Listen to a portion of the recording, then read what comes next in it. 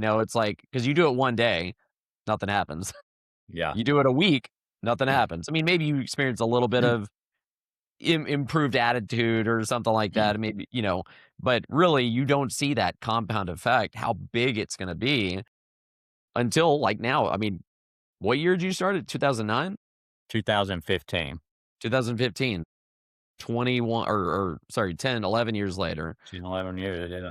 you see that when you do something like that over and over and over and over, it compounds and you get crazy, results, but It it takes is. I time. mean, I'm such a believer in that. And, for a long time, I would set goals and write them down. But when you add the visualization in there and handwriting that every single day and seeing it, I mean, it's like a joke towards Mamie now. She's like, because I'm like, yeah, I've been writing that in my journal. So she's like, hey, will you start writing this in your Yeah. journal? Because it was like, even for us, like last year, being recognized number one distributors, which was, such a huge surprise, but it was a goal. And I came back after we got that recognition and I told Mamie, I was like, let me show you this. So I pulled out my journal. And so starting the beginning of of that year, I wrote that every day and I would write, in very specific, I write like at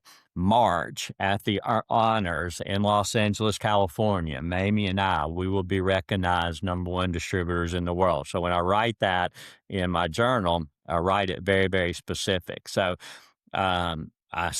probably about the first 7 months of the year, I wrote that every single day, and then I kind of quit believing it. I got into like, okay, maybe this isn't possible, and so there was about a 2 or 3 month period.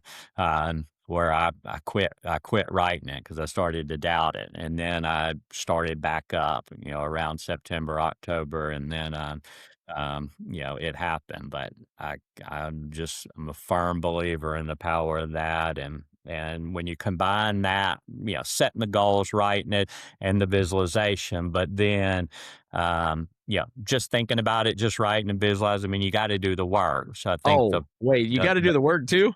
you got to do the work. So I think then what it gets down to is like what I end that morning practice with, writing down those 3 wins. And then I'll pull out my phone and, the app that I use for my to-do list. And it's like, okay, what are these 3 things that I'm going to make sure that I get done today that move the dial closer to that? So, I'm a firm believer in the big goals and the visualization, but the power of the little micro goals is the key too.